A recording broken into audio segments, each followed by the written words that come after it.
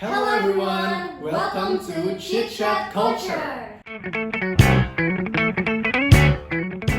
Today's episode, we are going to have a bit of a chit-chat with our guest star. My name is Shabrina. My name is Raffi Ali Akbar. And our topic today will be navigating culture bridge, insight and perspective. Let's call Miss Wenzile Thwala for our speaker today.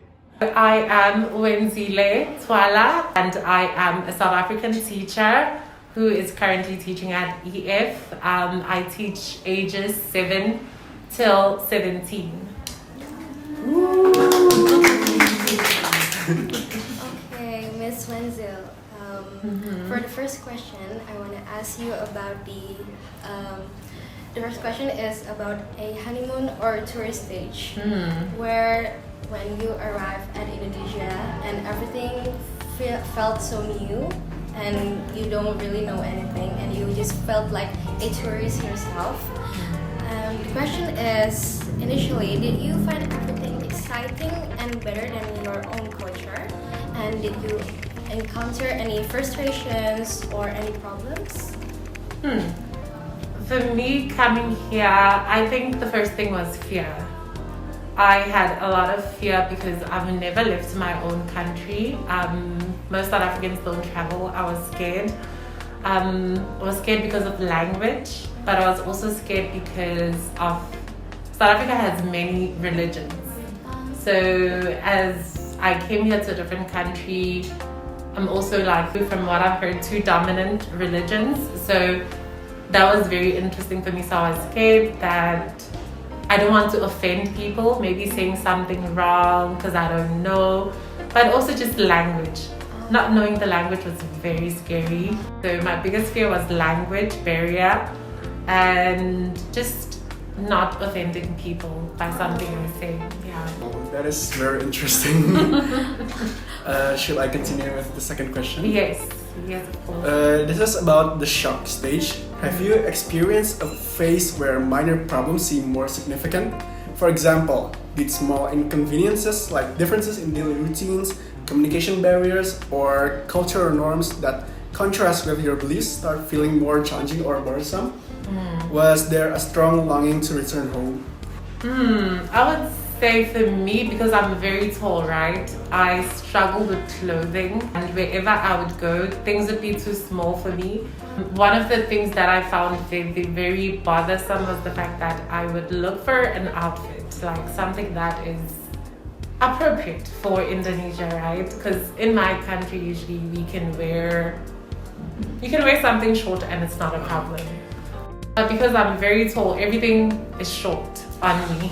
For the first 2 weeks, I would say I stayed mostly in the house because I was just like not ready to be outside a lot. In those first 2 weeks, I was thinking about home, but also telling myself this is going to be a beautiful life experience. So let me see how I feel. And as soon as I adapted, I got used to the Indonesian vibe and energy around me. Yeah. So basically, you stepped out from your comfort zone and it benefits you in a great way. Yes, it forced me to adapt and also to learn a bit of the Indonesian language. That is amazing for you to stepping out from your comfort zone and being here to teach small children. Yes. That is, for me, that is very good. We could really learn a lot from you. Yes, you have to. I think for me, when you are an individual, you have to always learn. I want to be old without regrets. So by the time I'm old, I'll be like, oh, I did this, I did that, I did that. After the honeymoon and shock stages, and your culture shock experience, how do you find yourself adjusting? Are you now able to live comfortably within the new culture? I think so. To a degree, yes. I have adapted to the country in the sense that now I'm more confident to go to places by myself.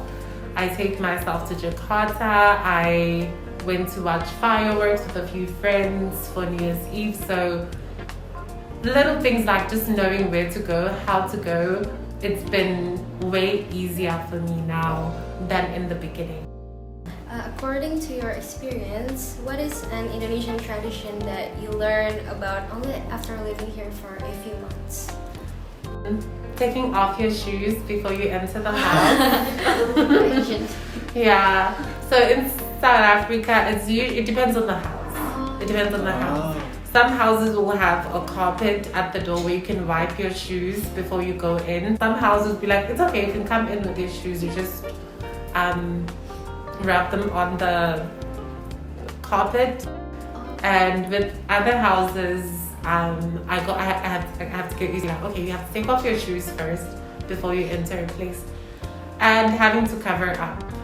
I went to a Muslim school like a few months ago, and I had to be covered up, which was a very interesting experience for me. I was like, okay, this is interesting. So I'm open to it. I did that, and I'm learning how other people across the other side of the world are living, and the only way to learn is doing what they do. That's great. Should you continue to Okay, for the last question, what are your goals and hopes while being here in Indonesia? My goal is to leave an impact, leave a memory, to leave a memory of South Africans, so that people also understand that South Africans are also very different people. We are just, not every South African is the same. Some South Africans are very open-minded to traveling. They are open to meeting other people, and we are also open to learning other languages. So just me, by being here, I wanted not only to help the students learn, but to also just learn about people from other countries, that more or less we are the same in other ways. We all want to learn, we all want to help, and we are human. That's it. I think that is it. Thank you. Is that all of it? Thank you so much, Miss Wenzile, for the time. Our hope is for make an awareness or either a new insight for our audience that watch our videos. Thank you so much for making the time today. I hope we don't bother any of your plans. No, not at all. It actually, they gave me a free space on my schedule to do this, so I didn't have Thank you to so much. sacrifice anything. Thank you so much. Apa that? Before the video ends, we have something for you. What is that? This is keripik bayam. It's a spinach chips fried. Oh, chips. Oh, this looks This is Indonesian traditional snack. You can eat it straight away or even with rice. It's Yeah. good. Is it? Yeah. So how do you eat it with rice? Do you just put it in? For me, I would rather like crunch it, Oh, wow. crush it, and use it as a topping. It's my first time seeing this one. So how do you call it? Keripik bayam in Indonesia. Keripik bayam. Yeah. Yes. Okay. Thank you so much. I'm so excited to try it. Yay. Okay. Thank you. Thank you so much for watching our video. Bye. Bye.